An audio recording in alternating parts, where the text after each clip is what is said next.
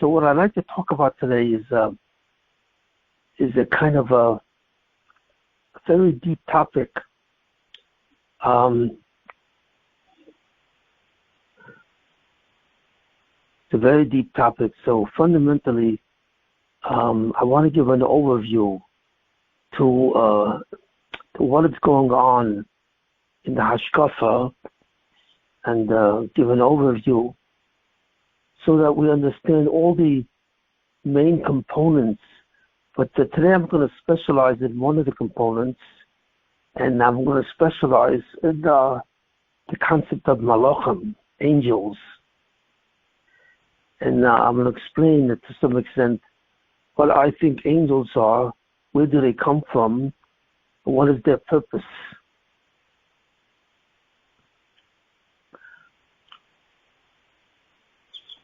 So when you look at the entire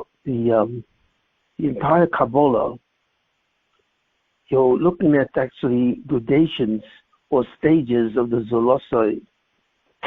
That's what fundamentally my main idea is, that the stages of the Zolosai, which is called the Elamas, is a central idea in Kabbalah. And that means that there are different worlds. And these worlds are worlds which started post Tzimtzum. So these are worlds of the Adam Kadmon, which is not the first world, but it's one of the worlds. One of the first worlds, Adam Kadmon, the world of Atzilus, the world of Bria, the world of Yetzirah, and the world of Asiya. But they're not really worlds. They're not just different dimensions or spaces and so on. What these worlds are really stages of the Zolosai. Because the fundamental concept is of the entire Kabbalah is the Hashkafa of the Zolosai. How the Zolosai is formed, how he's formed, what he has to do, and why he has to do it. And that's really all of Hashkafa. And then finally the application of those principles in terms of human history. What actually is human history? Why does it look the way it does? Why is it formed the way it is? So in the actual production of human history and the production of the human being called the Zolosai, we have a number of stages. And we look at it in a deeper way, not as most people look at it, but we see that the main problem, or the main reason, like I've said this before and I'll repeat this again once more, is because there's a certain pressure that I believe is coming from the Rebbeinu Shalom, is coming from God. And that pressure is called yichud pressure. And what that is exactly, that when God created the human being, or the Zolosai, he created him for a certain reason. What that reason is, we actually don't know. Because in order to know what that reason is, we have to understand how God thinks. And that's fundamentally impossible. But what we do know is that what the Torah tells us about God is one concept. Of all the qualities of God, and the ways we think of him, God has one super quality, which the Torah mentions, Eino id mulvadoi, there is nothing but him. So God calls the Hashkafa information about all this really refers to God's his fact that he's alone. But the aloneness of God, the fact that he's only by himself all the time, is kind of absolute. It's not that he's really missing someone else. What it means that he's alone is that he has to be alone. That's his, if anything is his nature, it's the fact that he's totally alone. The expression that's used to describe the state is ein oid. There is no one else. There is no one else but God. And what does this mean? This means, if you look at it clearly in its face, it means that there cannot be anyone else but God. Because God fundamentally is the subject. He's simply a being who has complete self-awareness. He knows that he is from himself and by himself and through himself. He is completely the concept of self-knowledge. And he is the self-knowledge. God does not possess self-knowledge that he is, and what's called self-awareness. He is the act itself. Therefore, he must be, because he is the act of self-awareness of his own knowledge. Therefore, he must exist, and he must be manifest.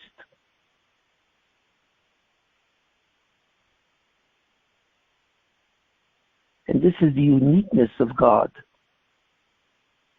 that the reason why he must be manifest, because he is the very act of self-awareness itself. So therefore, God has no cause. There is no cause of God. God doesn't have an origin. All God really is the act of its manifestation itself. And that act of manifestation is there because of the fact that he is his own knowledge. God does not say, I know myself. There's no separation between the word I and the word myself. It is the same being. So therefore, God has no cause and must exist.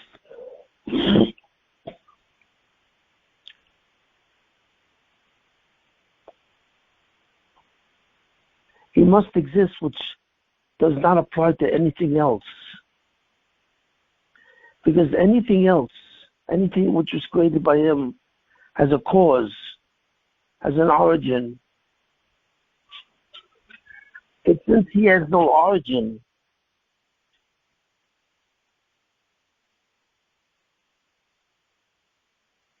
his existence must be. So he was always there. Time does not apply to him. Neither does anything else. And there's a certain consequence to his existence. And that is, there cannot be anything else. He's the only one that can possess the state of not having a cause, not having an origin. Nothing else can have that type of self-awareness. So God says, I am. I am, truly am. I am my own existence, my own manifestation. So from that awareness comes a certain pressure that there cannot be another being which has the self-awareness of God. The self-awareness is called consciousness. And that's what consciousness really is.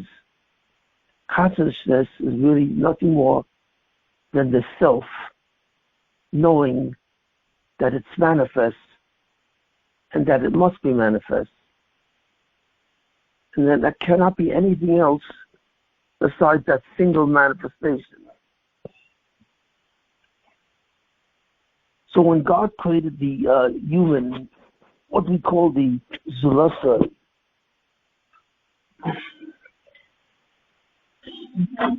The existence of the Zulasa is really a contradiction to God, because there is another self-awareness besides himself. Any person knows himself. He is not that knowledge.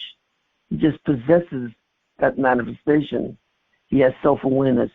And as we always said, self-awareness is your manifestation. It's existence itself. But the human possesses existence. You see, it's a gift that was given to him by God. God allows the human to share in some way to his own self-awareness. He gives the ability to be self-aware, to man and to exist from himself. So everything that the Zulosai has comes from God, includes his own self-awareness. So therefore we see an amazing fact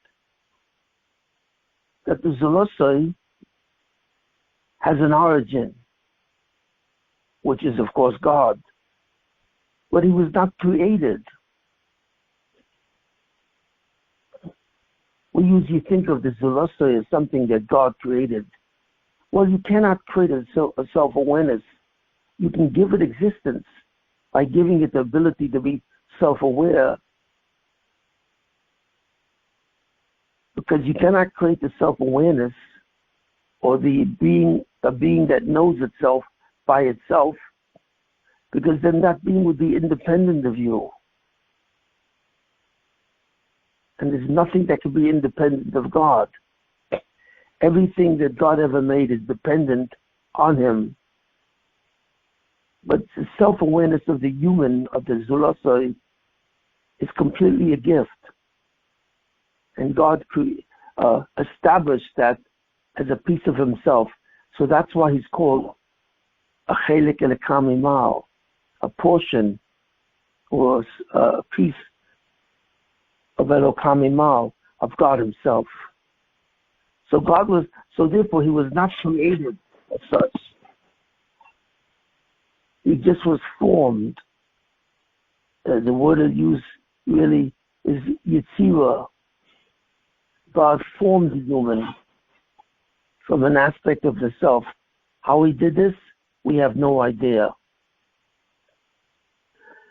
But the presence of a human is the furthest thing away, the furthest thing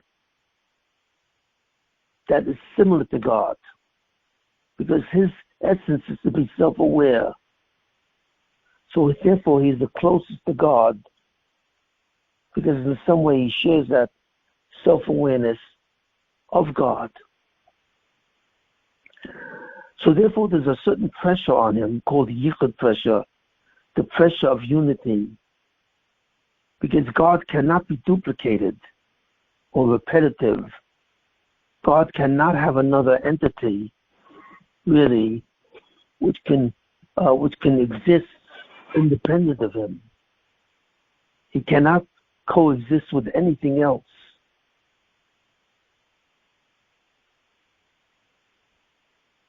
So the creation of a human is what? The creation of a human is therefore something which is formed, not something which is really created. And there exists a certain pressure because the human resembles God. Because he's a chelik elokamimal, he resembles God. So therefore he constitutes a slight exception to God, because he appears to be a creature which can exist independent of God. I say appears because he's not independent of God, of course, but he appears to be because he's aware of himself. The word himself means almost another entity outside of God that is aware of himself. So therefore, this Zulosai in essence cannot exist, because God cannot coexist with anything else. So therefore, even though God formed the Zulosai, the ability of that Zulosoi to be existence is a contradiction to this pressure, which means that the Zulosoi can only exist temporarily. It has a temporary existence. It's continuously facing this pressure. And what's temporary about it is its consciousness. Another consciousness who's aware of itself cannot coexist with God. So fundamentally, there's a certain pressure that's coming from God, because God includes everything. That's the main feature of what God is. He actually includes everything in him or through him. Nothing can be outside of him, because to be outside of God and to have God outside of you means fundamentally an independence. You have to be some kind of a being which is independent of God's existence, where your own being is manifest by itself. And there cannot be such a thing. No entity could be outside of God. So that's what a node really means. That there can be nothing else but God means that there can be nothing outside of God as an independent being which knows God as an outside. So the problem with the Zulasa is that it has this property. It seems or it appears to be outside of him through its own self-awareness. So what God says to the Zulasa, you cannot refer to me as a you. Because when you say me and you are referring to two beings. There's a duality. Your consciousness makes you feel like there's a duality. Me and you. And the you is what you refer to as myself. And that I'm outside of you. And you see me as outside of you. And this is impossible. How you see me is another way. You have to see me as an inner me, inner you. And as when you see me, when you see God, you have to see me as an inner me. I am the fundamental basis and foundation of your ability to say me. And that's the truth. That's our truth. That's your truth and my truth. You are not outside of me, but rather I'm inside of you, and I include you. And from my self-awareness somehow emerges or is formed your sense of yourself, what you refer to as a me. But you have to realize that I'm part of your ability to say me. So therefore, to say me and you as if I was outside of you is false. So you have to realize how close we are. And you have to develop that in your consciousness, in your self-awareness. Since the essence of consciousness is to be self-aware. When you close your eyes and you see nothing, you are aware of yourself. And this is consciousness itself. But this consciousness must include the information that you are part of me.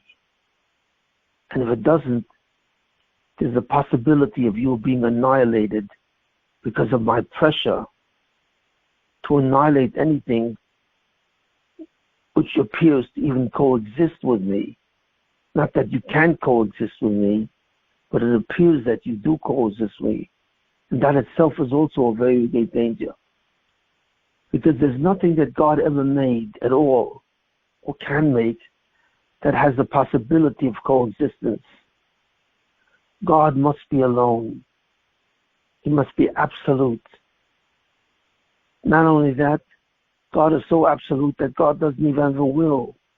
God doesn't say, I want. Because there's nothing that God wants. There's nothing outside of him. So there's nothing that he doesn't already possess. That's called his perfection, his shlemus. God is perfect means that He's perfect. Everything that God has that contributes to His existence, He already possesses. Not only that, He already is. He is that which He needs to be. That's why He must be.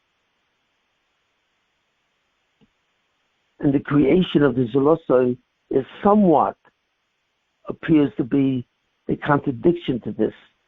So from God there emanates a certain pressure of annihilation, that the absolute unity of God causes the possibility and the eventuality that the Zulosoi has to be annihilated. How does the Zulosoi avoid the annihilation? Well, through the greatest mystery of Torah, which it says, Shimon, that you have to love God. Could all of you, every one of you, make sure that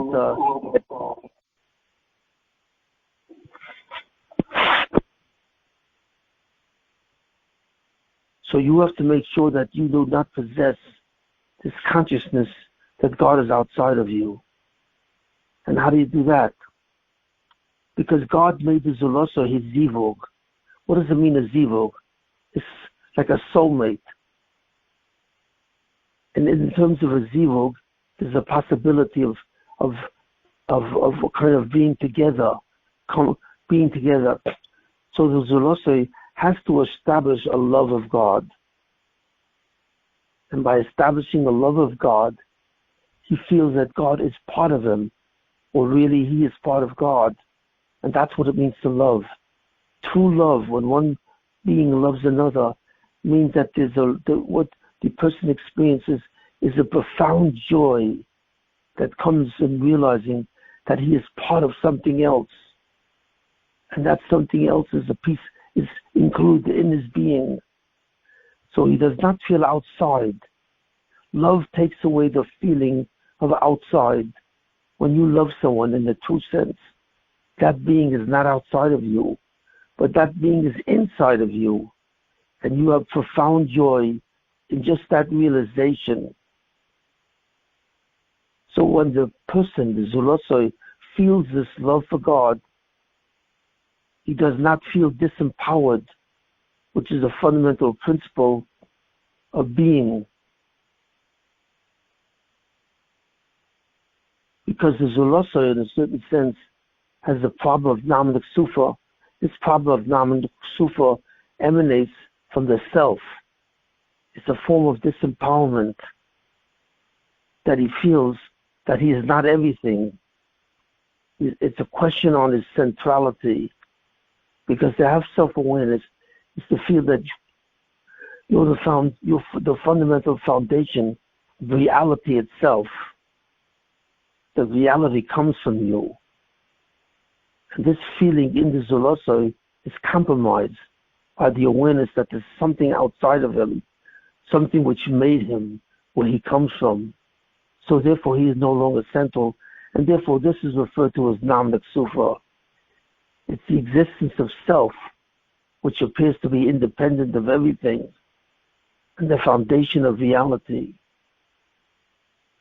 And that feeling is a feeling of disempowerment, that there is something outside of him, and that's God, and that threatens him.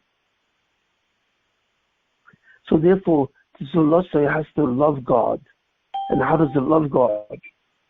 It has to choose God in its consciousness. So God therefore created the Zulosoi in such a way that the Zulosoi can love him and feel God inside of him. And this is the goal of the Zulosoi.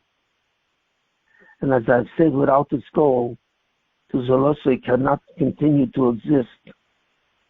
So the greatest mitzvah in the Torah is V'ahavta Shabbatako, and you should love God. But this allows the possibility that the human being can be conscious, can be self-aware, and yet it does not see God as an outside entity.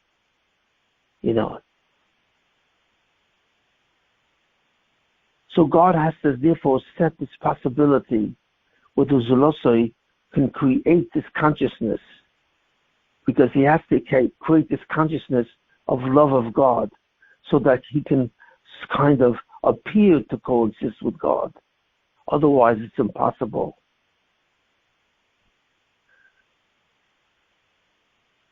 So how does God set up this rule, this principle? The Zoloster has to choose, really. He has to be free to choose between two possibilities. Either God is outside of him, and therefore can be referred to as you, or God is inside of him, where he's part of the me, the inner me, and the Zoloster has to choose that by himself of exactly his relationship with God. Because what God intended is that his relationship with him should be as a zivug, like a zivug. And the only thing which seems to be similar to that is a relationship between a man and a woman. Because when a man and woman have a certain relationship of love, then both of them feel in a certain way that they are part of each other and they are not outside of each other as separate. So the Zoloster has to develop that feeling finally so that it can, in a certain sense, coexist with God. He cannot coexist with God, and he has to be annihilated. And how does this work? It works by God fundamentally creating a reality which allows the possibility of multiplicity or exhibits the possibility. So the human being has a consciousness of self, called self-awareness, but he also has the consciousness of something else called reality, that there are things outside of him. And he sees this through his own reality. He sees this through his own senses, namely his 5 senses: sight, sound, touching, tasting, and smelling. These 5 senses tells him that there is something outside of him. And these 5 senses that he has is supported by a reality which he thinks is outside of him. So this is the reality that he experiences. God has to create a reality which indicates the possibility that he shares reality with another being called you, which is God. And he has to have that reality. And that reality says that his relationship to God, right, is really a me-you relationship. But that reality endangers him. That insight endangers him to see God as a you. So therefore, God has to create a contrary reality, another reality at the same time, where the Zoloster sees God not as a you, but as an inner me. So he has to create 2 different realities, represent 2 different possibilities. The possibility that God is outside of him, and this reality is called physical reality. The essence of physical reality, that when you open your eyes and you see things, all these things are separate from you and outside of you. And you have this knowledge to your consciousness. The very fact that you are conscious means that you see God as you. You see yourself as a me. So this reality is a false reality. It's what's called a sheker. It's a completely false reality. But God has to create this reality, so that's what it appears. He has to create this idea of sheker, of a false reality, which indicates that you are a duality with God. You're a me and he's a you. At the same time, God has to create another reality, which indicates that you're a me and he's an enemy. And in that reality, he becomes an organism with you. You and God are really organisms, are still part of a single organism where you refer to yourself as a me and God as an inner me. And that's the reality of spirituality, of ruchnius. And to give you both of these realities and give you the possibility of choosing between which reality is correct, gives you the possibility to survive. In other words, continue to be self-aware. Because if you choose the reality of physicality, you think that your physical part is really superior, so do you jeopardize your ability to exist. But if you see a reality where God is part of you, you continue to survive. You continue to exist. So he connects these two realities together. And both of these realities are seen through a certain lens. There are certain senses. A sense is an aspect of self-consciousness, of self-awareness, that allows you to see what there is if there's anything outside. And the senses in the physical reality allow you to see as if there was something outside, and that you're independent of that which is outside. Everything which the eyes see is independent of each other. Each thing is a separate entity. There's what's called separation, differentiation, and separation of all entities. And that's what the eyes see. And that's the world of falsity or sheker. What is the lens that allows you to see that? What is the senses exist to which lens? And that lens is called the human body or the human condition. Because in the human condition, he sees himself as outside of God. And God creates a reality which actually supports that vision, that he is outside of God. And that reality is the physical universe. In the physical universe, man sees himself as outside of everything else. He sees his consciousness outside of everything else. And therefore, the fundamental aspect of reality is the number two, or duality. The lens that allows him to see this is fundamentally called what? The lens that does it is called the guf, or the body, which is the physical instrument of that type of perception. The person's body, the consciousness of a person which is in a physical body, allows him to see the duality of me and you. But the fundamental fact that the person has to get over that insight, because the correct view is mirrored by the sense or the lens of a reality which indicates that you are an organism with God, that you and him are really one being. You can say the word me refers to yourself, and the concept of inner me, that's my foundation or my origin. And the only reality that supports that view is the spiritual reality.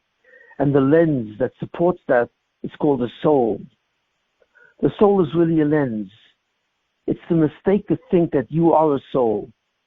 You have a soul, and you have a soul as a lens. It's like looking through glasses. Glasses have two different lenses, on the right side and the left side.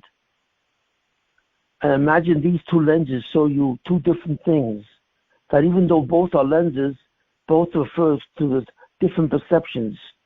One sees the physical universe, and the lens is called the physical body, and one sees the spiritual universe, which is the world of a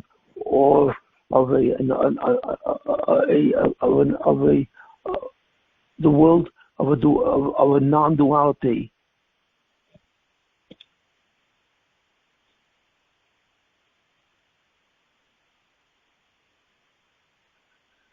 So this is the condition that you are created.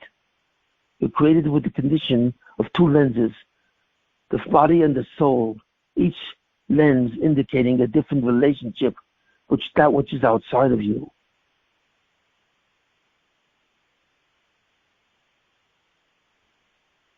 And you have the free will to see either one. Either what? Either the one that says God is outside of you, and he's an entity outside and separate from you, or that God is inside of you, and he's your foundation. And you're given the possibility of loving him. How? Through certain commandments. God gives you a certain commandments which is addressed by both the soul and the body. Therefore, God will tell you to eat certain things because you have to eat. You have to survive. But what you eat is determined by what God says you can eat. God says certain things you can eat and certain things you cannot eat. Those things which you can eat make you feel closer to God because you will feel that in certain ways you are adhering to the commandment of Lo Sochal, thou shalt not eat. And you are adhering to the commandment that does that. And there are certain commandments what you don't adhere to, you defy. And those are called sins. So when God says Lo Sochal min ha'etz, that you should not eat from the tree of knowledge of good and evil, God is saying this is the object which is the center of what the mitzvah is.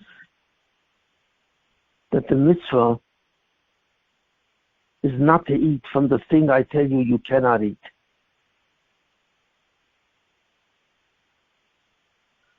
And this mitzvah makes you, refers to you as a certain organism. Because you're an organism, you have to listen to what I say to you. Because you can only feel as an organism if you listen to what I'm saying to you. So therefore you won't eat it.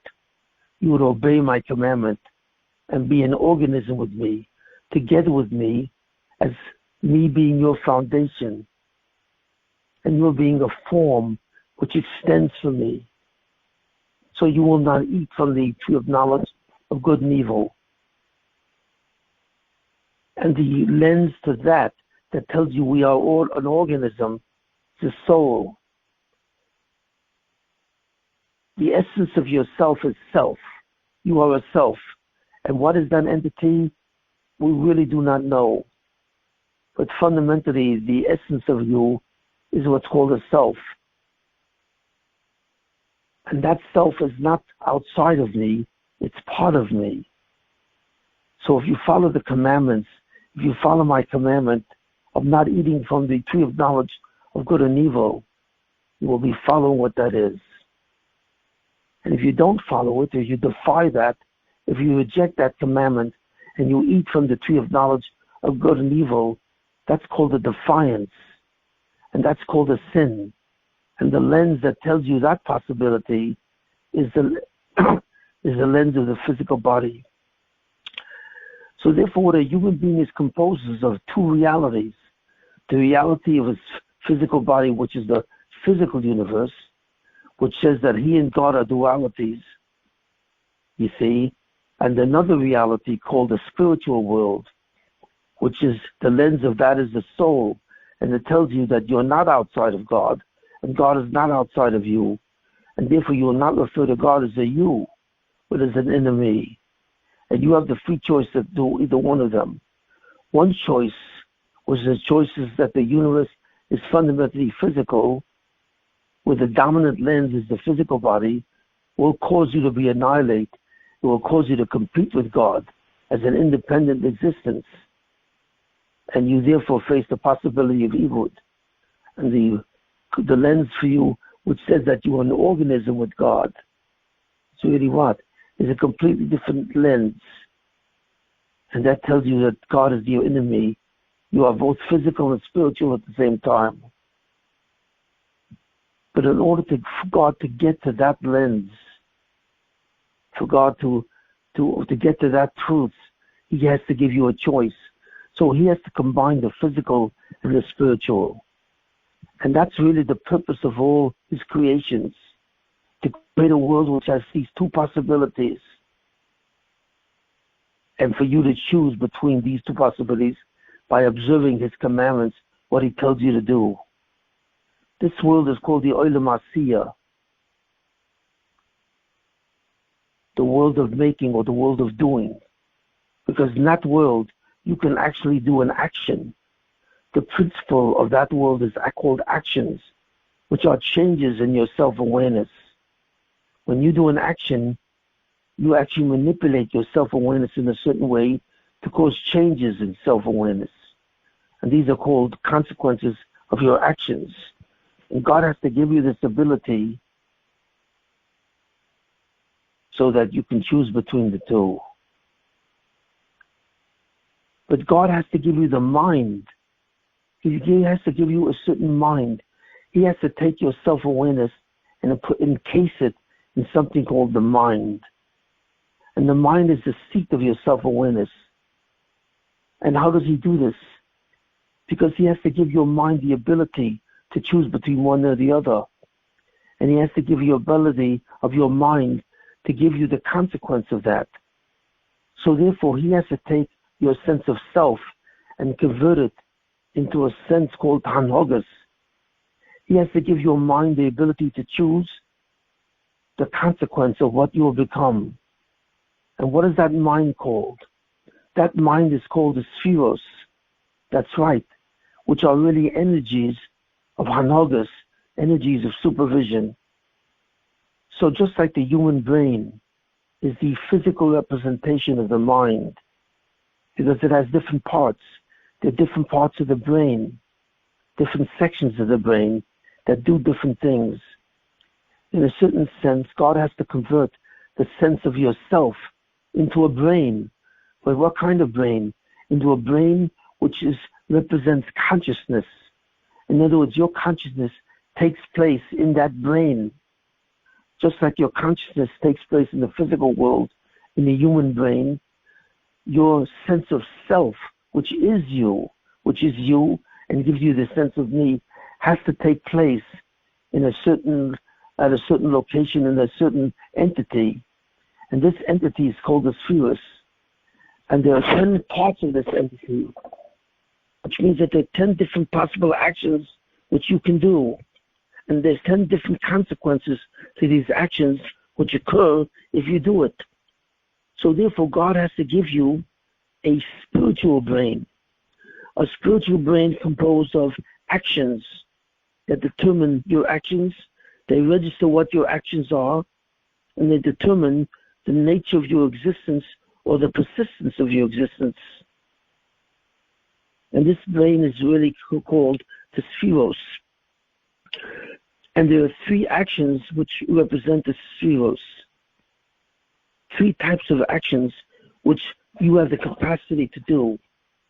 There's the action of justice and supervision of justice, which means that your brain suddenly gives you the direct consequence of what you did. And that's called justice. You get what you deserve. You get what you've done. It's a direct consequence of your actions. So that if you sin against God, it produces annihilation. And if you don't sin against God, if you do what he says you should do, that's called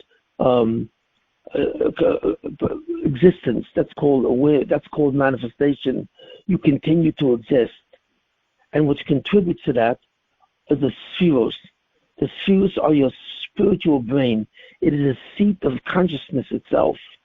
It's a seat of consciousness which determines that action, the consequences of your actions. But then at the same time, you also have another action that you can do, which is done for you. And that's the action of mercy, rachamim. That the action of mercy is fundamentally something which is done for you. In other words, if you do a sin, the action of justice should become manifest and annihilate you because of the sins. But the action of mercy does not annihilate you. It keeps you in existence even though you defied God, even though you sinned. But that action of mercy actually is an action on your consciousness. It allows the self to exist even if you sin. So the second thing is the action of what? The action of mercy. So therefore, justice and mercy are simply the results of your actions, of what you do. And the human is able to see in his consciousness either one, justice or mercy.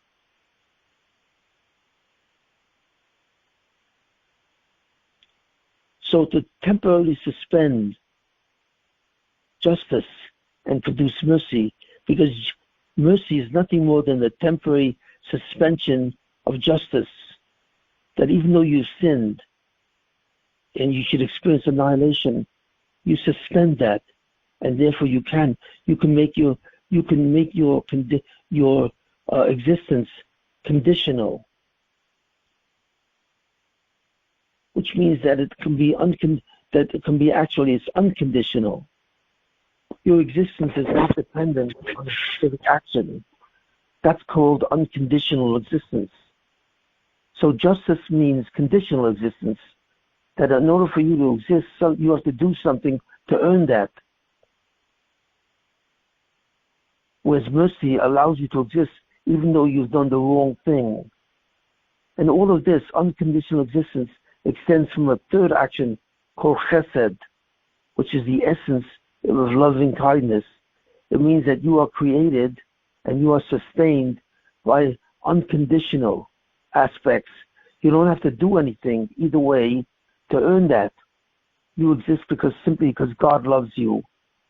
So therefore, the love of God to the Zulosai creates the possibility of unconditional existence that does not meet any criteria, and this is fundamental. So the unconditional existence, which the fact that you can exist without doing anything, is really the basis of mercy. Lachamim comes from this aspect. So chesed, which means the ability to exist without doing anything for it, is called chesed.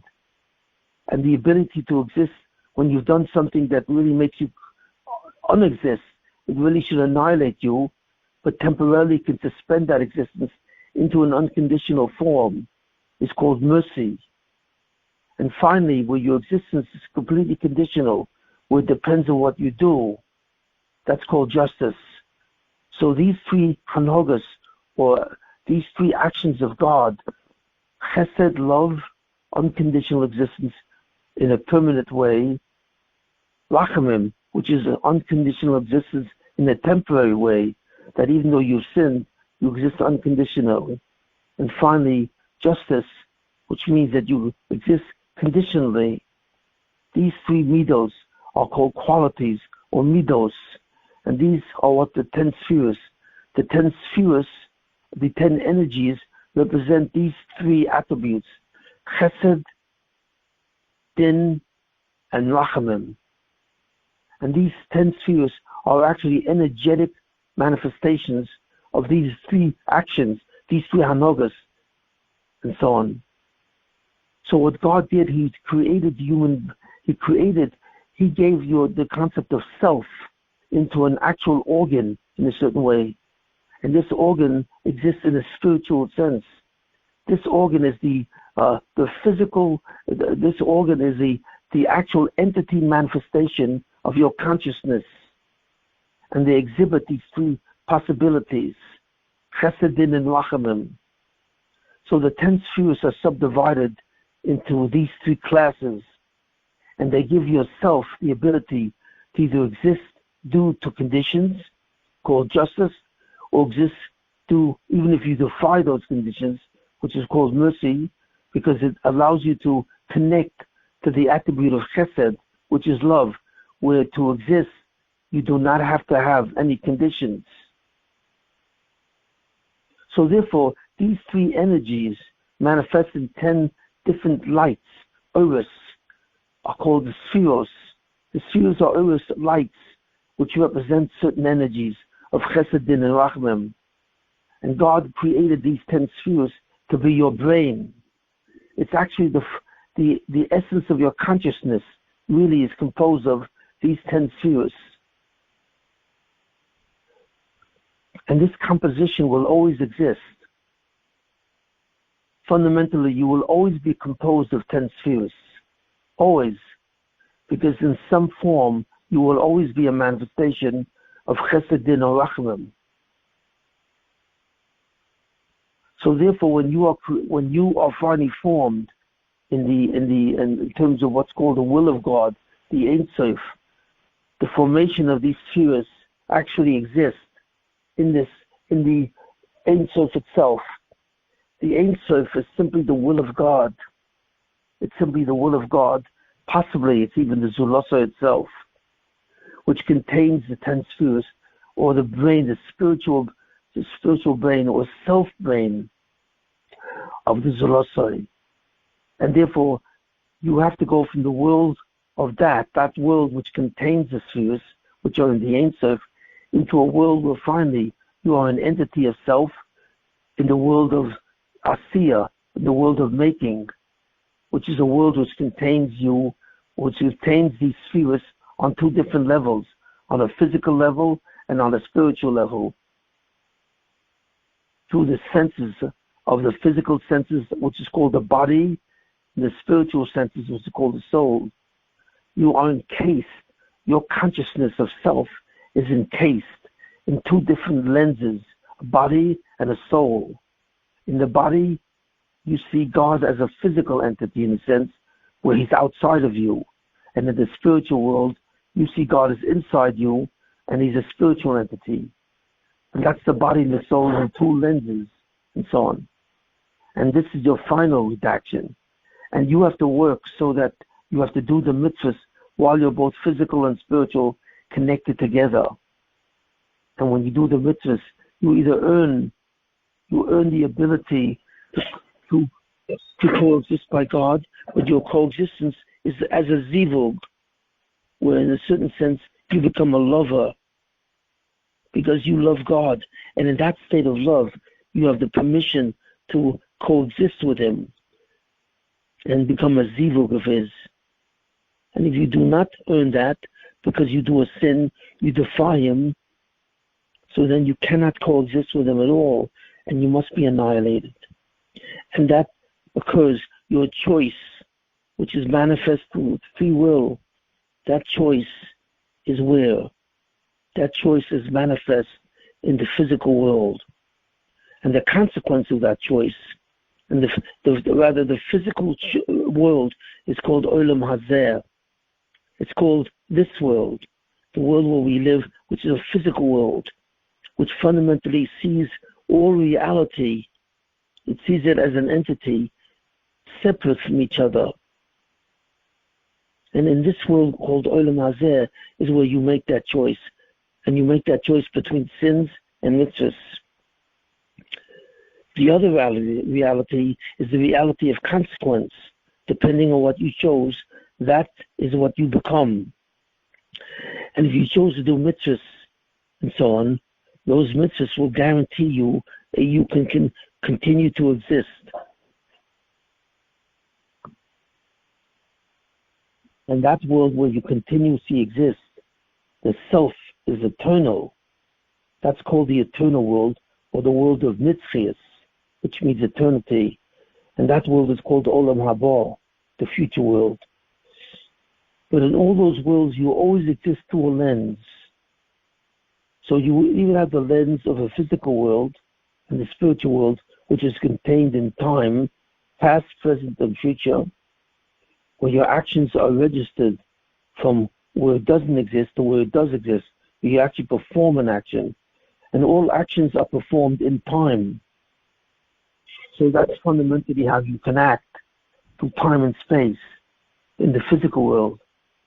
But in the internal world, called Olam Haba, there is no time because there's no necessity to earn this. You will already have earned this in Olam Hazeh. So therefore the states of existence are two, Olam Hazeh and Olam Haba. And the manifestation of the Zulosoi in terms of choosing where he goes, choosing what he is really the world of Asiya, the world of making.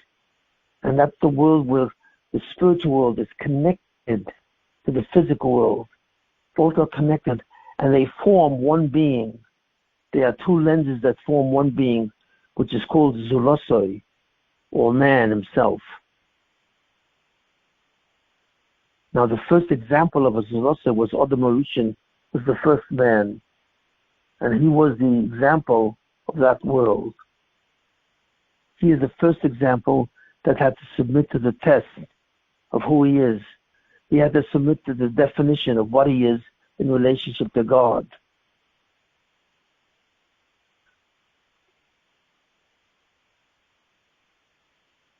Now the question is this.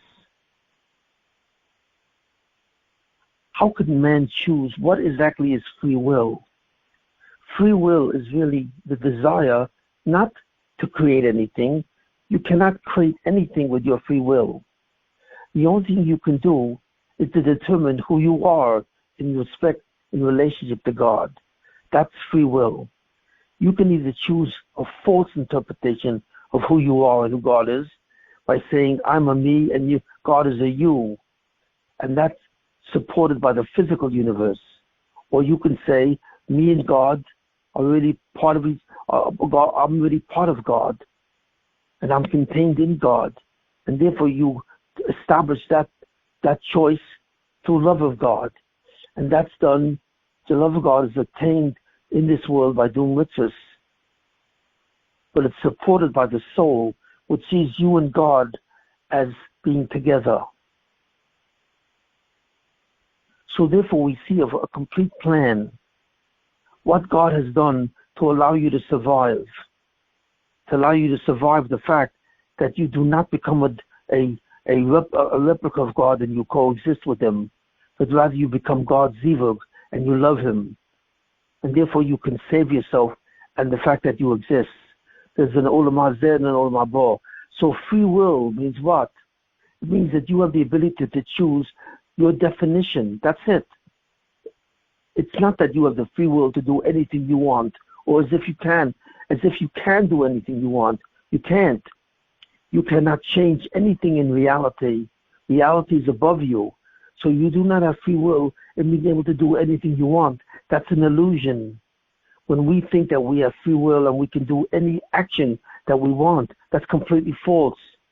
Because since you have a cause and you are therefore part of reality, you are fundamentally subjected to reality. And in that reality, you can do certain things, but what can you really do? The only thing you can do is to choose between you and God. If He's outside of you or He's not, that's the only thing. And you demonstrate that through your free will in mitzvahs. The only place that you have really free will is in the determination of mitzvahs. God gives you a mitzvah of something to do or not to do. And your free will only exists in that domain. You do not have free will to do anything, but you have a free will to determine what you are doing and how it relates to the existence of God. So free will only exists with the mitzvahs.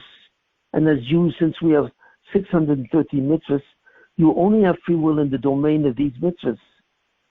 In the domain of these mitzvahs, you can do them or not do them. That's it. But you don't actually do them. You cannot accomplish the mitzvahs. The fundamental fact that we can do nothing. Why? Because fundamentally what we are simply acts of consciousness.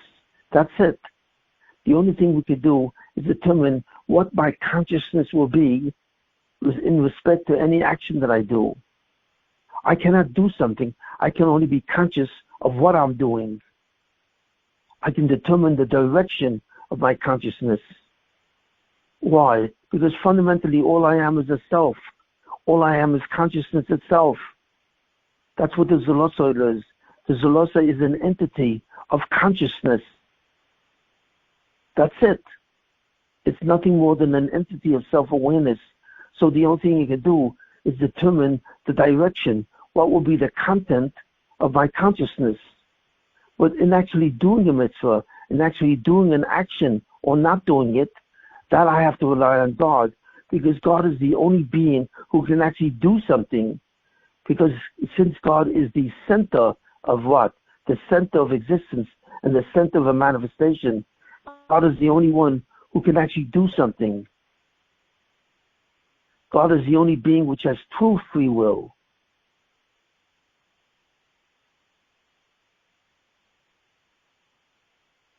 The Zulosoi, therefore, is simply an act of consciousness. He determines what my consciousness will be. He determines the direction of consciousness. And God has allowed the possibility that there exists two different types of consciousness in relative to Him. Either a consciousness which respects the fact that He is not outside, you are inside God, or the consciousness that you think you're outside of God. And you demonstrate this consciousness by how you feel about him, whether or not you love him or not, whether or not you feel that you're his zivug or not. But to do a mitzvah is fundamentally an act of God. The direction of your consciousness is manifest through something that he does. And he does this by manipulating your brain, which are the spheros. And your spheros really determine whether you can accomplish that action, whether you can do the mitzvahs. And it accomplishes the consequence of those mitzvahs. Either you would exist conditionally because you've done the mitzvahs, or you will not exist. But even though if you do a sin, you can exist temporarily, God will suspend your existence by making it unconditional. That's called mercy. So fundamentally, when we say free will, you have the free will to determine the direction or what the content of your consciousness is. That's it. You cannot accomplish anything because that requires power, and we have absolutely no power. The only power that we have is to control the existence or the manifestation of our consciousness. So therefore, there's a certain fundamental quality that we have which must be had in order for us to choose the nature of our existence. And what is that?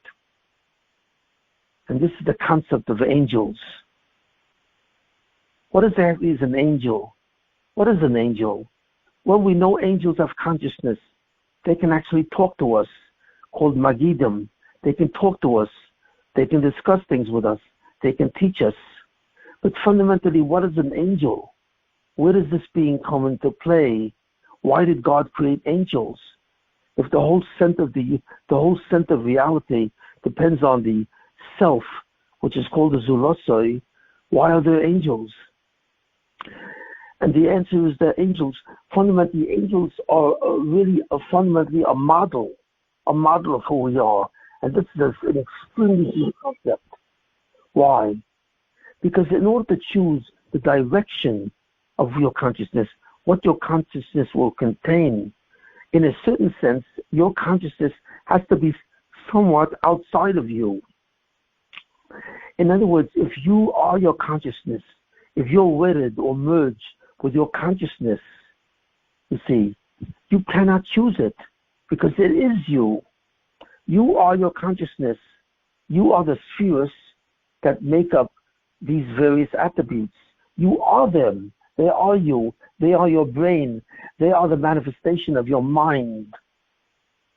So therefore, how can I choose to do what my consciousness is? If myself is nothing more than consciousness, how can I choose it? Because it is me, and something which me cannot be chosen, you see. So how is it possible for me to have free will? How is it possible for me to assert where the direction of consciousness goes, that it can go in a positive or negative direction? It could determine that God is me or God is not me and call him you. But how is it possible to determine what the nature of your relationship with him or the nature of your consciousness is, if you are it? So the answer is, there has to be a phase in Olam Hazeh where you're not it. That's right. How is this performed? We do not know. But God separated the self from self-awareness on a certain level. And this is a profound activity. How God this is completely unknown. But who I am, the self, God detached the self in a certain level by detaching the self from self-awareness. That's right. And then, therefore, in that state where you're not completely your self-awareness, you can have a consciousness based on your choice, the choice of what you are to God. But in some way, in order to have a choice, you have to be separated from your self-awareness. The self-awareness cannot be truly identical with the self. But that's impossible because the definition of consciousness is self-awareness.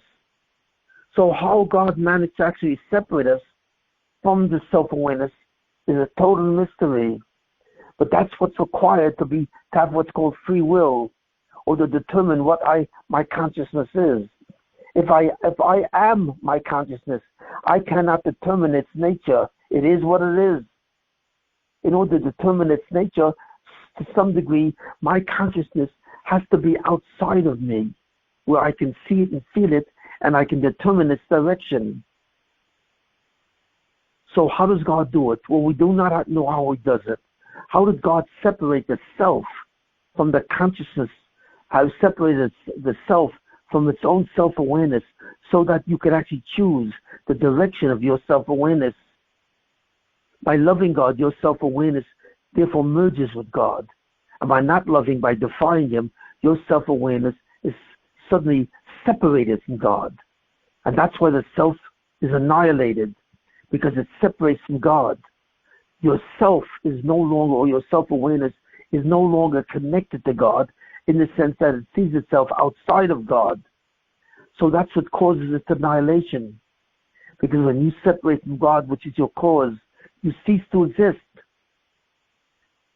So therefore, in order to provide for the possibility of what? Of choosing what the nature of yourself is, what the nature of your consciousness is, how you will regard God in terms of your own self. In a certain sense, your sense of self has to be outside of the self. So therefore, I say this in terms of the self has to be somewhat detached from self-awareness. So this is the prerequisite, that in order to have free will, in order to choose what the direction of your consciousness, you have to be outside of your own consciousness or outside of your own sense of self-awareness. And how does God do this? He does this by using angels.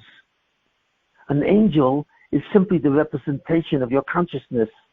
It's simply a representation of a certain direction. That's all an angel is.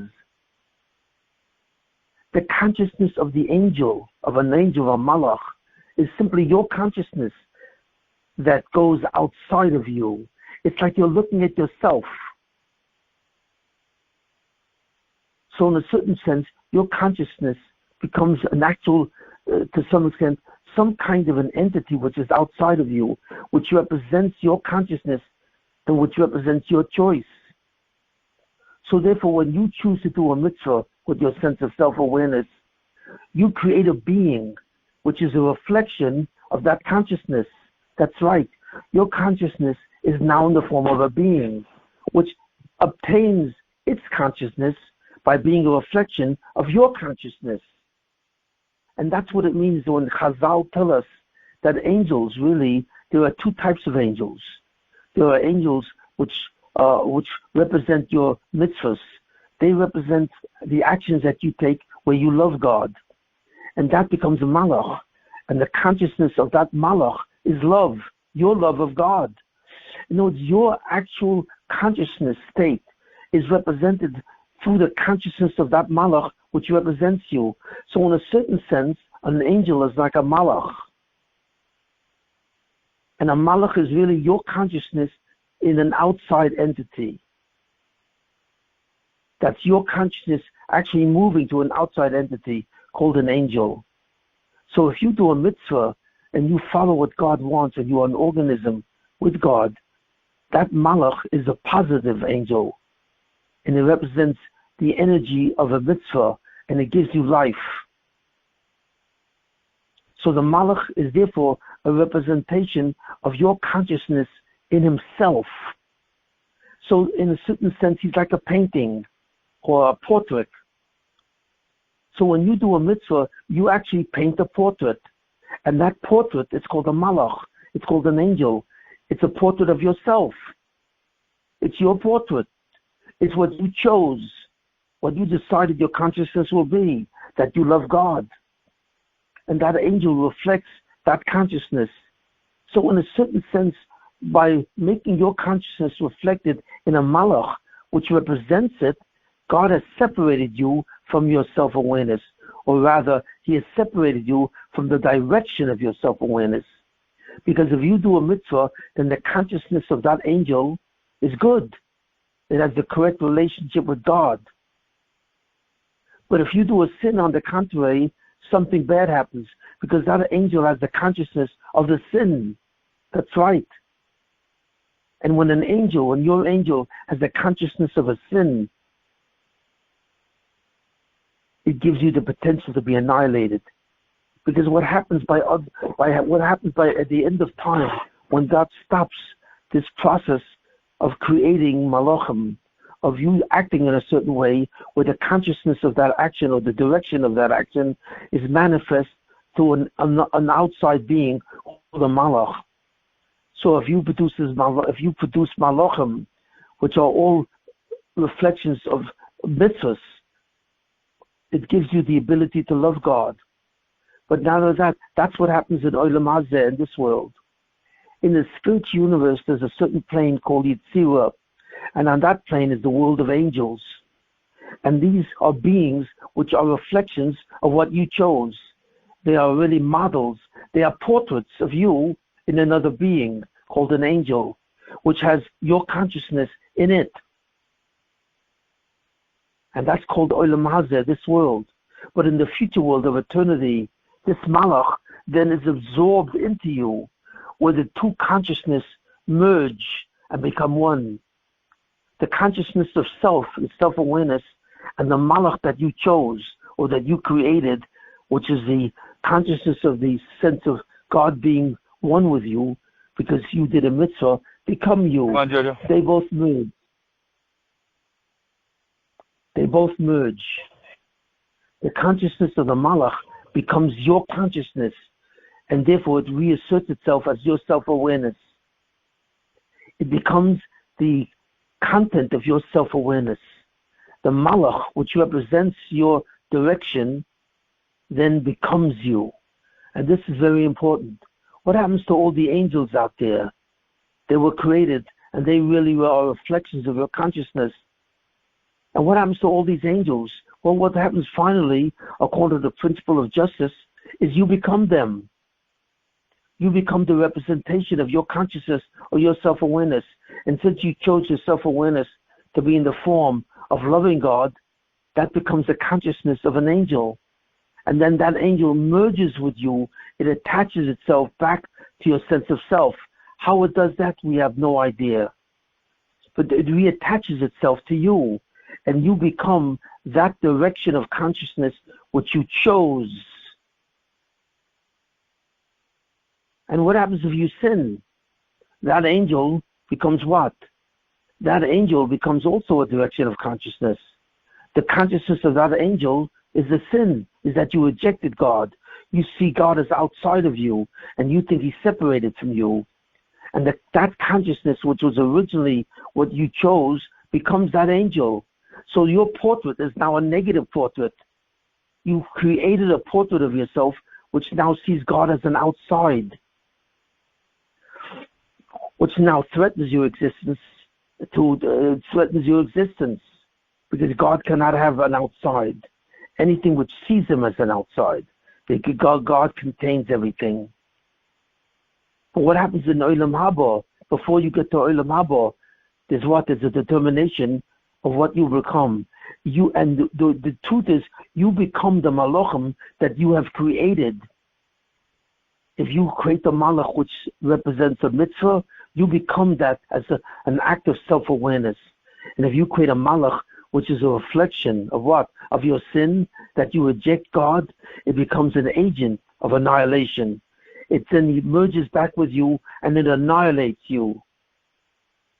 So therefore we see that the difference between Olam Haba and Olam Hazeh is the world where we act through free will. That's Olam Hazeh, this world. And the future world, it's the world of eternity.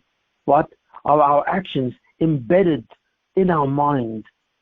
They are represented by malachim. A mitzvah is represented by a malach who has the consciousness of the love of God. And a sin is represented by a malach who has the consciousness that you are outside of God.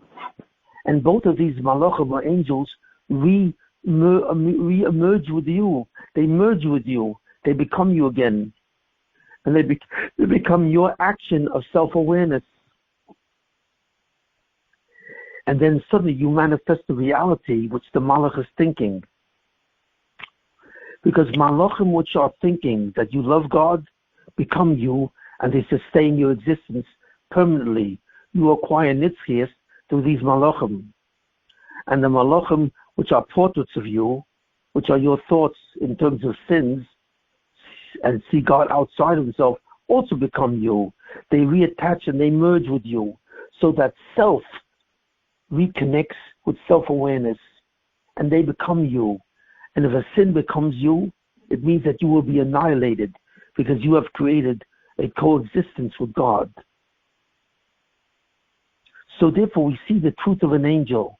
An angel is nothing more than your consciousness somewhat separated from you. It's like a portrait that you create. The portrait is either a positive portrait, which allows you to exist forever, or it's a negative portrait, which annihilates you. So what I described is the angels of din, the angels of justice. They are exactly what you have created when you do a mitzvah. And then these angels support the possibility where you become nitzchias, where you exist forever. But if you create malachim, which really represent your sins, your rejection of God as outside of you, and your creation of a duality between you and God, then they represent the possibility, the forces of annihilation. And when they become you again, they suddenly re-emerge with you, so that malach, which is your self-awareness in the direction of a sin, therefore combines with you and annihilates with you. So the whole creation of angels as portraits, why does God create a portrait? Why does God create from you that you get the ability to make a portrait? And that's all you do in Olam Hazeh. In Olam Hazeh, you're creating portraits. That's right.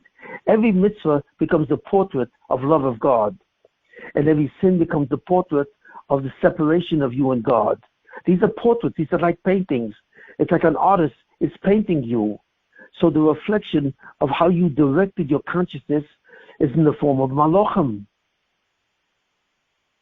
And then in Olam Haba, that portrait re-emerges with you. It recombines with you, and you become the portrait. So therefore, malachim are portraits of you, temporarily, so that your self-awareness is separated from your sense of self, so that it can choose who you are and what the direction that you're choosing. And then finally, it re-emerges with you, where it becomes you. So therefore, we see a very powerful concept, really, that in order to create the world where you can choose who you are, you can choose what your nature is, you can choose what you are, that either you are contained in God and part of Him, and that you feel that all the time by loving Him, and you feel that joy, or you are separated from God, and He's outside of you, and therefore you are suddenly worthy of annihilation. And how does God separate you from the quality that you chose, from the directing of consciences? He's able to establish that through malachim. Angels represent your consciousness. They represent the direction of your consciousness.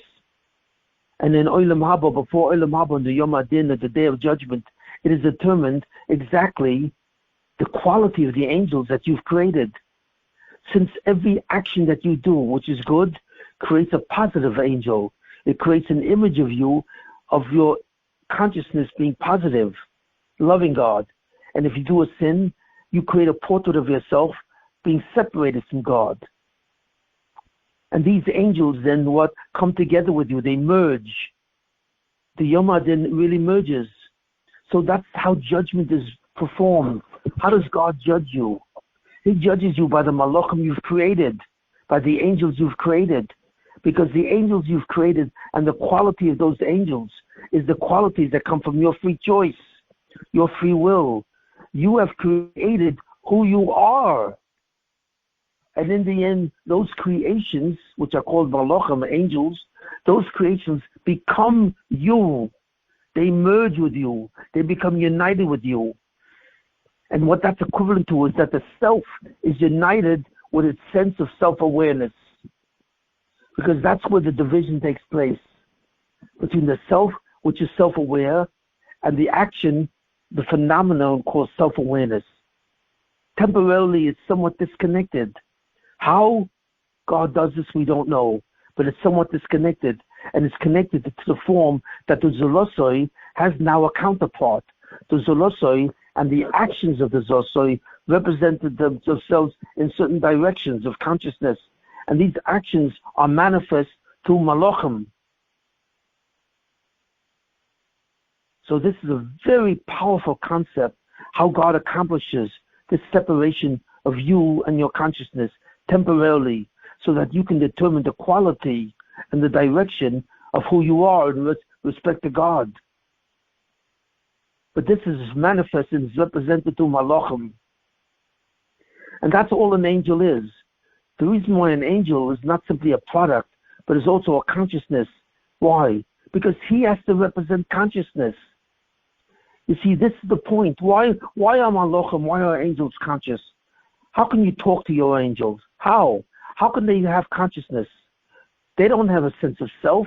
Their sense of self is identical with what you do. If you do a mitzvah, they have the consciousness of a mitzvah. And if you do a sin, they have the consciousness of a sin. They are really, their sense of self is exactly what you have chosen about yourself. That's their sense of self. So fundamentally, since they represent the direction of your consciousness, they represent consciousness itself. They are kind of miraculous entities which represent consciousness. So therefore they have consciousness, and in a certain sense they have a sense of self too. But this sense of self comes from your sense of self. Your sense of self reproduces itself into a portrait that represents what you did. So I've given you an exact definition of what a malach is. It's a portrait that you have created about yourself, and therefore it represents your consciousness, or rather the direction of your consciousness, to either a mitzvah or a sin. And that consciousness then becomes you. It merges with you, and then you become the mitzvah or you become the sin. So when your essence is a mitzvah, you love God, and when your essence is a sin, you reject God and you see him as outside of you. So this is fundamentally the mechanism how it occurs. But is it the total mechanism? No. Why? Because this represents the attribute of justice. You become what you chose. That's justice. Consciousness, your consciousness becomes your choice. So that's why it has to be separated to allow you to make a choice. But once you make the choice, that angel which represents your consciousness of that choice becomes you, and you have the consequence in you. You either survive or you are annihilated. But this is the attribute of justice, which is conditional. What you become is what you do. And that's represented by a malach. But the question is, what represents the attribute of mercy? What's the mechanism of mercy? Well, it's the same thing. That what you do when you do a sin, you create a malach, yes, which is your consciousness manifests as an entity. But that which is created is not your portrait, not really. You create something else. It's the difference between a painting and a sculpture. What's the difference? Let's say I make a painting of you. I draw you on a canvas and I make a painting. So that painting of you is on a canvas. So that painting of you is you, and it's not you. It is you because it's your portrait, but it's not you because it's represented by a canvas, by paint, by colors on a canvas. So therefore, it has some degree of separation. But what does the act of mercy do? The act of mercy does not create a portrait in a painting. It creates your portrait in a sculpture. What is a sculpture? It's an actually three-dimensional object. A painting is a two-dimensional object. You exist as nothing more than a conglomeration of colors on a canvas. That's a portrait. But as a sculptor, if I make a sculpture which represents you, that sculpture actually looks like you. It's a three-dimensional representation of you. It's not a two-dimensional representation, which is what? A painting. It's a three-dimensional representation of you. It's called a sculpture. So both, therefore, are therefore representations of you. But one is a representation of you as a painting, which is much flimsier.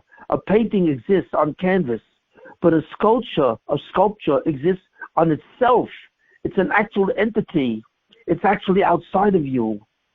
So what God does in the actions of mercy, that in order to allow you to survive, he makes not a portrait of you, but he makes a sculpture of you.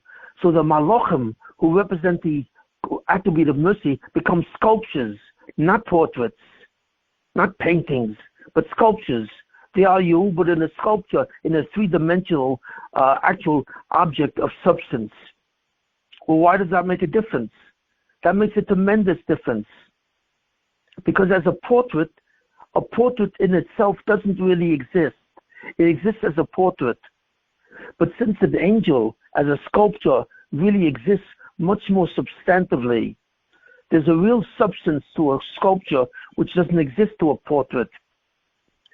When you're represented by a portrait, you exist as a canvas, which represents you, but it's further from you. A sculpture exists not as a portrait, but exists as, it does exist as a portrait, but exists as an actual entity in itself. Now this is a three-dimensional object of some kind of substance, let's say some kind of plaster or some kind of substance. It now has a certain existence on its own. So in a certain sense, it not only replicates your self-awareness and your sense of self, it replicates you because it becomes you much more. It's much closer to who you are. Because since you are a subject that's self-aware, a portrait only represents a light form of that, but a sculpture represents a more intense form. It therefore has its own quality of existence. A portrait actually exists outside of you, whereas a painting does not. That's why I use that as a mashal. I use that as the metaphor. The attribute of justice only creates portraits.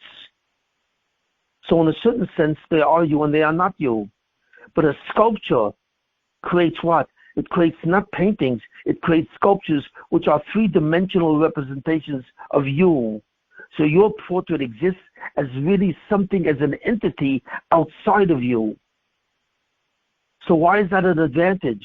Because what God does is that when he does the actions of annihilation or the actions of what? Of love. So those actions are performed by sculptures. And they apply to sculptures. They don't apply to you.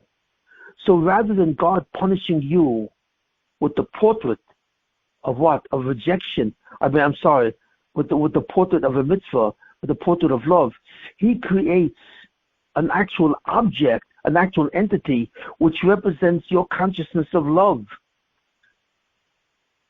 But the action of love applies to the sculpture itself.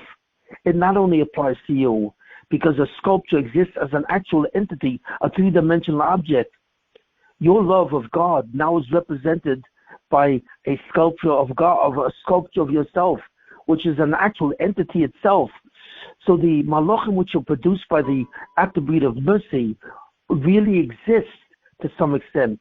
They have a much greater existential quality than portraits, whereas a portrait just exists as a canvas, and when it merges with you as a canvas. But a sculpture cannot really merge with you because it has an ability to exist outside of you. So the attributes of justice change. It becomes the attribute of mercy. Instead of God punishing you for your sins through the malachim that become your sins, God punishes the malach, the angel itself, because it now has become an entity of a sin. Light, that's the difference. When the malach that's outside of you, representing your self-awareness, is a portrait, is a painting, it represents you, and that's it. And then when it merges with you, it becomes you. But when that malach is no longer a painting, but that malach is a sculpture, it exists unto itself. It becomes an entity. As a painting, that malach is not an entity. But as a sculpture, that malach becomes an entity. So therefore, what God wanted to do to you, he does to that angel itself. So when you're the angel of a sin, then suddenly God has created the sculpture, which is the entity of a sin. So what happens, that sin now is an entity. And through the laws of the acts of mercy, that entity wants to exist. And therefore it wants to absorb your energy.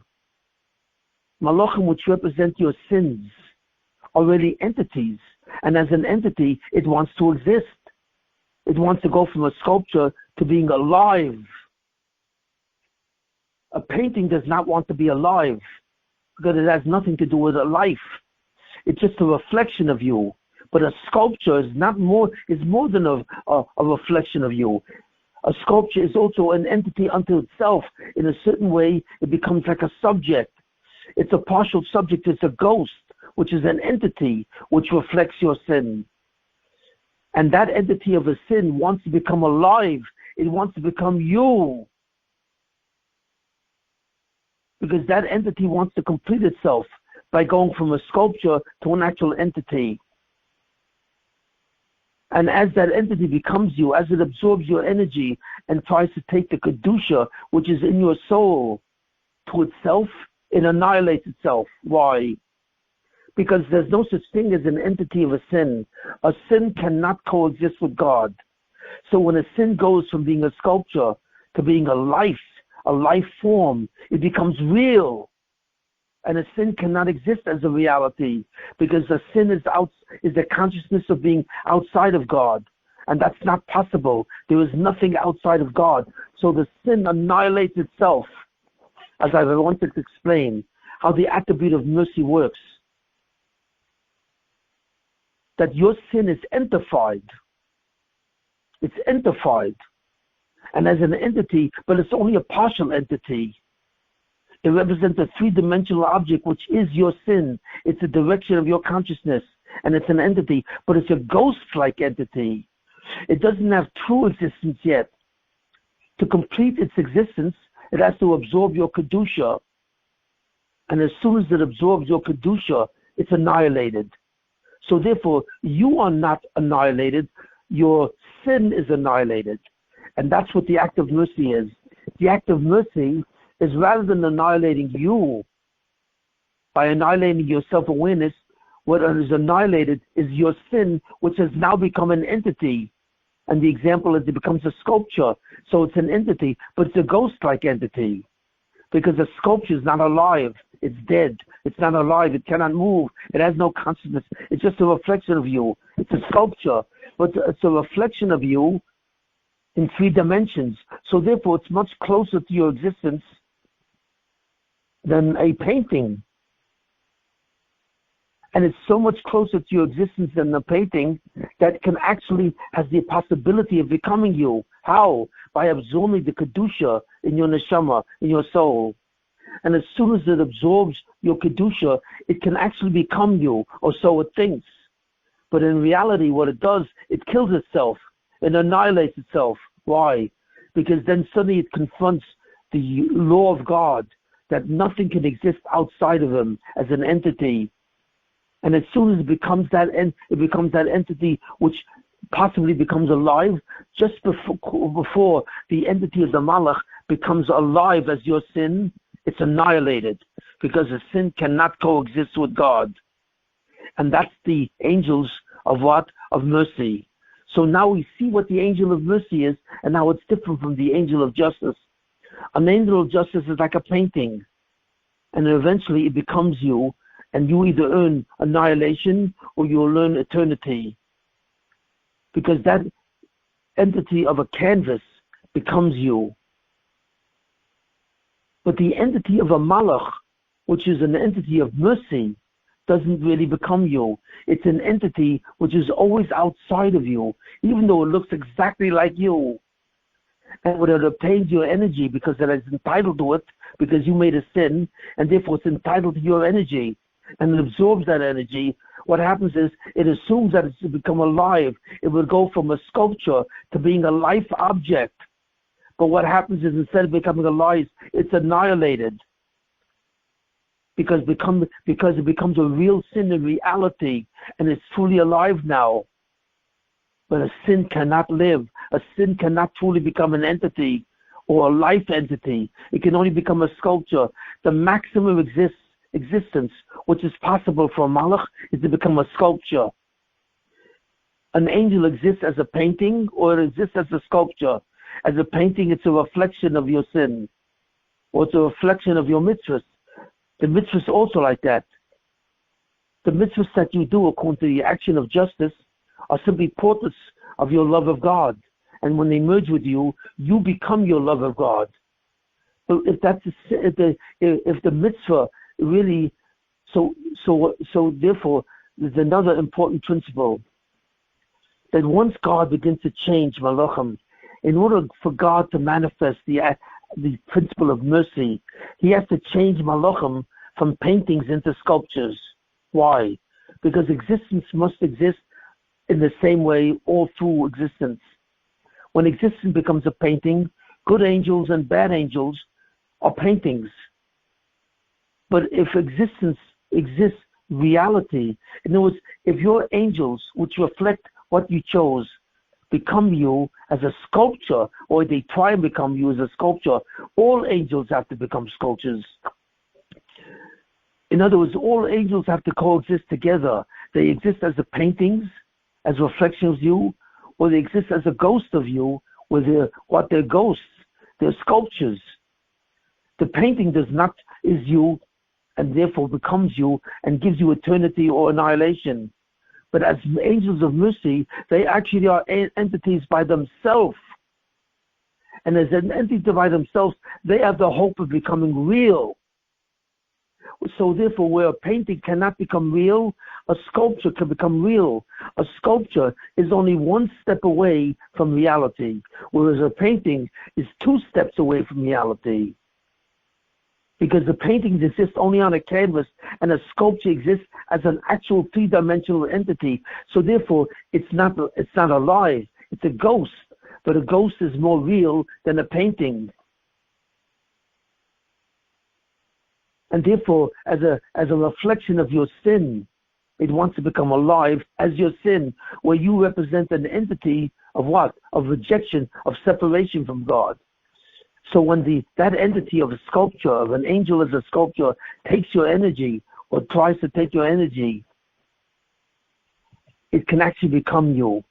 But that's the irony. It cannot become you. Why? Because the angel of a sin cannot exist. A sin can coexist as a sculpture, which is not alive, but it cannot coexist as a real being. So when that sculpture attains life, because the angel of the sin now becomes you, it's annihilated. Instead of being eternalized, it's annihilated. So therefore, God is able to save you. He can save you when your angel becomes what? When your angel becomes a sculpture. But He's unable. He does not save you when your angel becomes a painting. Because when your angel becomes a sculpture, it becomes a real, it becomes an entity, but it's only a quasi-entity. It's a semi-entity. It's an entity in the fact that it looks like you. It not only is simply a reflection of you as a painting, but it actually is a 3-dimensional object which mirrors you. So it's only one step away from really becoming alive. It's much easier to give life to a sculpture than to give life to a painting. So it's only one step away from being alive. And as one step away from being alive, all it has to do is absorb your energy. And it actually becomes you in life. And what happens? It's annihilated. And this is the principle of mercy, where God does not punish you as a painting. He punishes you as a sculpture. Because since your sin is represented as a sculpture, He can punish that by its annihilation. And therefore you are preserved. You continue to exist. So that's how mercy allows you to exist. Because mercy is different than justice in the angel that it produces to be your reflection. The principle of justice produces a reflection of you as a painting. And in that way, you become that angel. When you become that angel, you become the result of your sin. If it's a sin, you're annihilated. And if it's a mitzvah, you're not annihilated. you become eternal. But in the principle of mercy, that which was supposed to happen to you happens instead to the three-dimensional sculpture of what your angel has become. And if your angel, as a three-dimensional object, a three-dimensional entity, goes from being a ghost to being alive by absorbing your kedusha, your energy, it's suddenly annihilated. It cannot become alive, because there cannot be a representation of a sin in real life. A sin does not exist. It does not coexist with God, because it is contained in God and is not separate. A separate being cannot exist outside of God. So therefore, the principle of this, the principle of being a painting or a sculpture, which applies to angels, actually applies also to mitzvahs. Because once an angel is changed in terms of the way it exists, it's done to all angels, whether it represents the direction of consciousness in terms of a sin or the direction of consciousness in terms of a mitzvah. Both of these angels become sculptures. And sculptures do survive. A sculpture can survive because it represents the love of God, and therefore it can survive. It's different than a sculpture of evil. It's a sculpture of goodness, a sculpture of love. But it has to maintain itself as a sculpture. And since it's a sculpture, it cannot coexist with you. It cannot become you. It cannot merge with you. And this is the problem with the angels of mercy. When the angels of mercy become mitzvahs, they survive. You know it. But instead of taking your energy, they give you their energy. So angels, which represent mitzvahs, give energy. They do not take energy. And in that sense, you survive even more. You have a certain hatzlocha, you have a certain mazel. When good things happen to people, it's because they're angels of judgment. They become sculptures, and they give of themselves, they give of their energy to you. That's why you have good things happening to you. That's why good things happen to you. When those angels, which represent mitzvahs, become sculptures, they now give of their sculpture. And as they give of the sculpture, their ability to merge with you, which they cannot. An angel cannot merge with you as a sculpture, only as a painting. So when it merges with you as a sculpture, it gives its energy to you, and therefore good things happen in your life. But when an angel, which represents a sin, becomes a sculpture, it actually takes your kedusha from you. It takes from you. It doesn't give you anything. It takes. And suddenly it's annihilated because it cannot coexist with God. It cannot coexist as an entity which is from God. So therefore, angels which are created from you are therefore called what? They're called Malachi Emes. They're angels of truth. They are actually representations of your mitzvahs. And when they suddenly become sculptures, they are still angels of truth. But then they're called, what is an angel who's a sculpture of you? An angel of a mitzvah. An angel where your direction of consciousness goes towards a mitzvah. What is that angel called? Well, that angel is called Malachi Hashores, ministering angels. That's what it means by ministering angels. All your mitzvahs have turned into sculptures. That's right. Why? Because of the principle of mercy.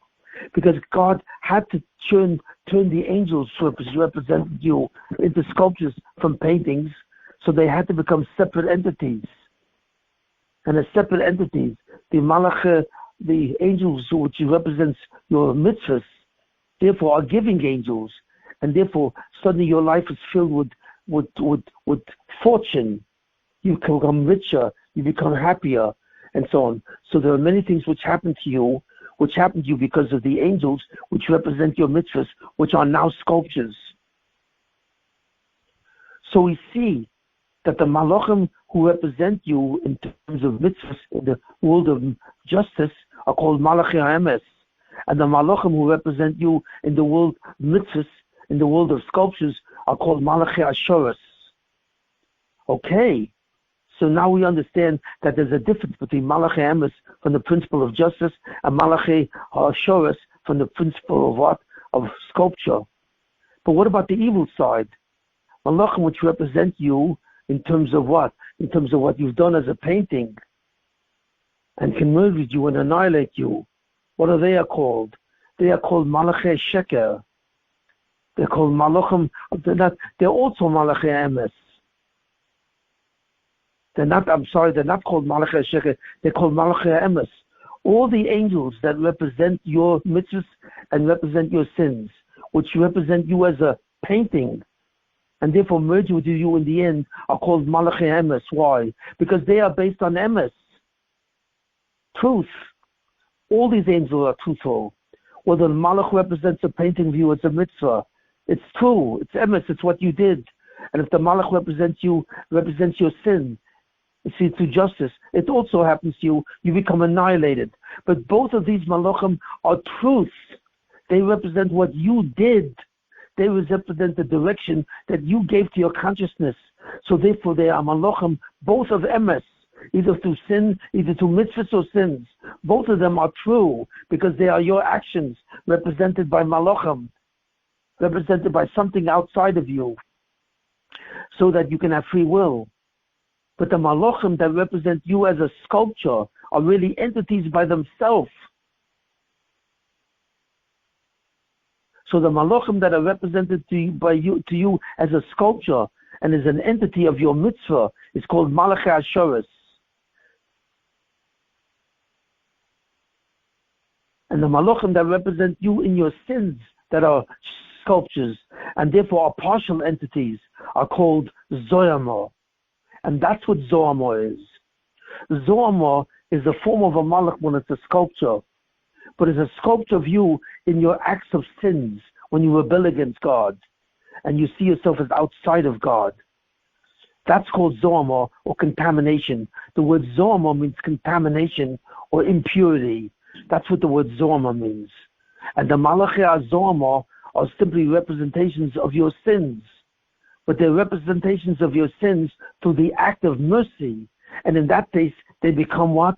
They become sculptures and are much closer to your being. They represent actual almost entities, ghost-like entities, which want to become alive. And as they become alive, they disappear. Because a sin cannot live. A sin cannot become real. A sin cannot coexist with God. It must be annihilated. So therefore, that's called Zoyama. But they're really malachim of Sheker. They're really false angels. Because they do not have existence in eternity. So now we kind of see exactly how free will is manifest. Free will is manifest in the sense that you don't have the free will to do anything, but you have the free will to know in terms of your awareness. That you are aware when you're sinning, and you are aware when you're doing a mitzvah. They are what you have. What you possess is only awareness, is never an action. This is a falsity. It's a perception. You cannot do anything. You cannot do anything in time. You think you can, but everything that you do is done by God for you, through you, but you do not do it yourself. You are simply aware of what's being done. That's it. But as malachim, which represent what the actions, they're doing this for you. And they're called the Malachei Ashoros or Malachei Hazoyama. Or also another term for them are called Malachei Chavola. And the word Chavola means annihilation. Why are they called annihilation? Why are the Malachim that are created through mercy called angels of annihilation, Chavola, or destruction? Because all they can do is when they manifest themselves, all they can do is destroy you. Every time they take a piece of your Kedusha, they take a piece of your life. They give you bad things. They give you financial problems. They give you emotional problems. They give you marital problems. They give you health problems. These are the malachim that cause all the bad things that happen to you in your life. So the good and bad things that happen to you in eternity are really malachei emes. Why? Because they are manifest as paintings. But the bad malachim and the good malachim that represent really what you do, because they simply become entities which are somewhat reflections. They are partial living things which want to become totally alive, and they want to steal your Kedusha, or they want to give you more Kedusha. These are Malachim, Malachei Ashoros, and Malachei Chavolo, or Malachei Zorma. These are different Malachim. So the question is, what exists now? Do Malachim exist as paintings, or do Malachim exist as sculptures? And the answer is, it exists as both. But the Malachim as paintings are impotent. They cannot do anything. A Malach of the painting of a mitzvah cannot give you eternity yet, because it cannot combine with you. It cannot merge with you. And that's the problem, the difference between a Malach, which is a painting, and a Malach, which is a sculpture. The Malach, which is a painting, is forbidden. It cannot merge with you. So therefore, it cannot create the total consequence of what you become. It cannot annihilate you. It cannot give you eternity.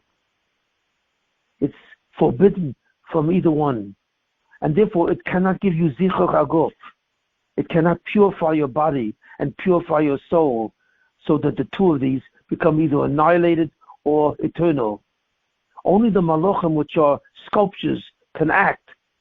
So the malachim, which are sculptures, which represent your mitzvahs, can act. They can act by giving you mazel in the physical world. They increase your mazel on the physical planet,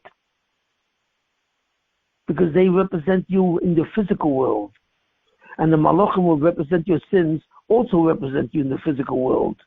And these malachim can attack you, and they can take you to Kedusha, and that's represented as actions in your life which hurt. They cause pain. These malachim cause pain because they can act on your physical life, and they can act on your spiritual life. Even spiritually, the malachim of sculpture exist, and that's the concept of Gehenna, hell, or Gehenna, which is really represented by a hospital. You go to Gehenna, or you go to a bad place which punishes you, because these were the malachim of sculpture that now exist on a spiritual level. And even the malachim of Gan Eden, the malachim of when you go to Gan Eden, and you go to a spiritual paradise, are simply only malachim of sculpture. That's right. You would think that when you go to Gan Eden, you're in Olam Haba. No, because in Olam Haba, you become the malachim of a painting. You merge with the malachim, the good malachim of mitzvahs, and you totally merge with them, and you create Olam Haba. But Gan Eden is not Olam Haba. It's a form of existence which is totally spiritual, but it does not represent the simcha of Olam Haba. So therefore, even Gan Eden is where your soul is separated from your body. And in Olam Haba, the Zulasa is really a place where the soul and the body merge together. So Gan Eden is not Olam Haba. So therefore, Gan Eden is a certain sense of punishment. Even though it doesn't feel like a punishment, it feels like a reward. Why? Because it produces tremendous simcha in Gan Eden. When you're in the Garden of Eden, in the simcha up in heaven, you're in a state of simcha. So therefore, simcha is the opposite of pain. But there is still a certain amount of disappointment in that existence, because Gan Eden is not eternity. It's not Olam Haba. So therefore, that's governed by Zohar.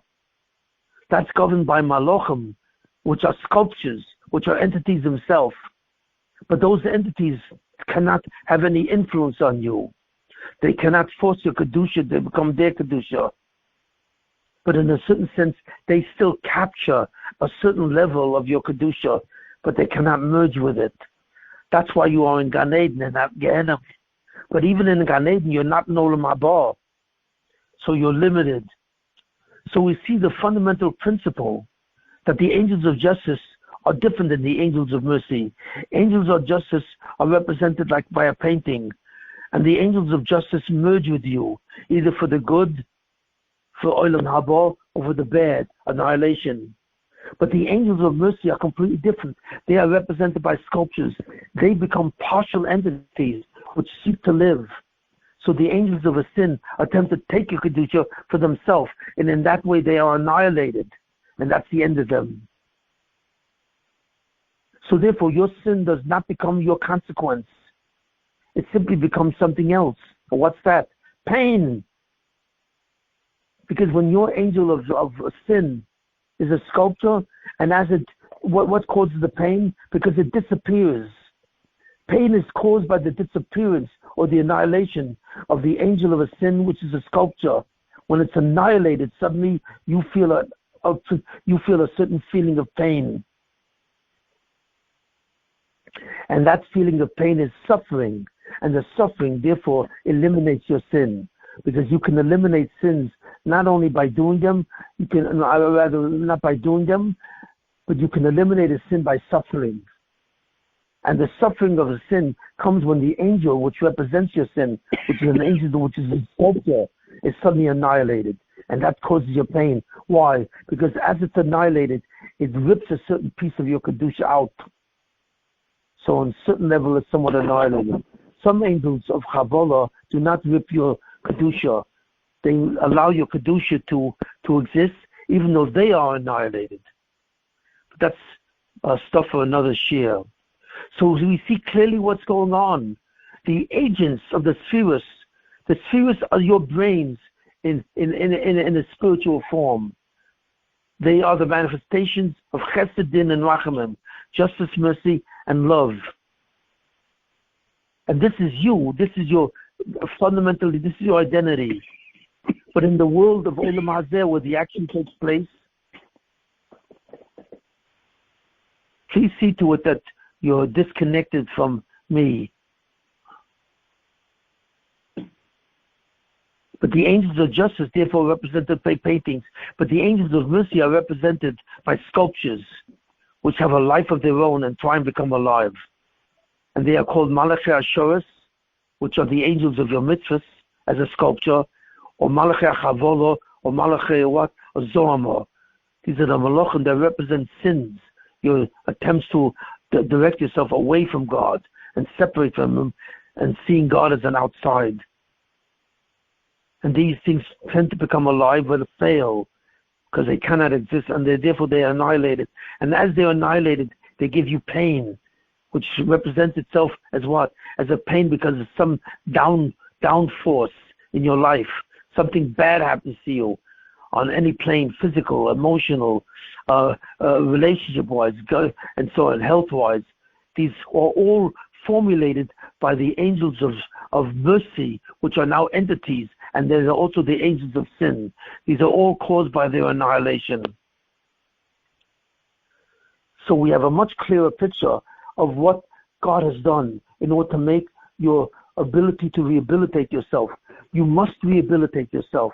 And the only way you can rehabilitate yourself and coexist with God in Olam Haba is by loving God and by seeing God as not your outside, but as your inside. And the agents which give you all the consequences of your sins or mitzvahs are angels, are the executive angels. They are the forces. And they represent all the forces of your mitzvahs and all the forces of your sins. Because these forces are created only by mitzvahs and sins. Those are the only areas in which you have free will. You do not have free will in any other area. So we kind of see the overall scope of what God has done to make it possible for you to have free will so that you can rehabilitate yourself and coexist with God on a level which is possible. Where you're not an Einoid Movad, you're an Einoid Movadoi. That you are not outside of Him, but rather God is inside of you. So these are some of the principles. So I believe I have defined what an angel is, what it is, the different types of angels, according to sin and the mitzvah, and the different types of what it is, according to the principle of justice and mercy. They become different beings depending if justice prevails or mercy prevails. So that fundamentally is the share of today.